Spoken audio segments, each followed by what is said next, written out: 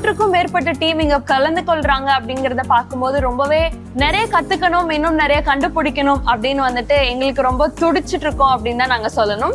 இவ்வளோ நாளாக வந்து எவ்வளோ ஹேக்கத்தான்ஸ் அட்டென்ட் பண்ணியிருக்கோம், but this is our first 48 hours hackathon. It was a wonderful experience and I think we learned a lot. We are hoping for something big. My experience here is really awesome, amazing. The mentors which we allotted for us actually guided us in a very good way.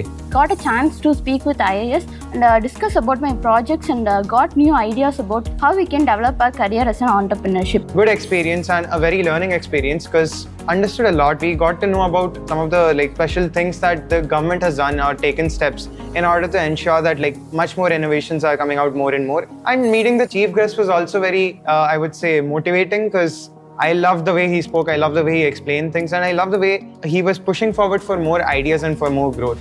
Thank you so much NxtWave and OpenAI Academy for giving this opportunity. It has really been a great challenge for us in building this competitive project. India's AI revolution starts here.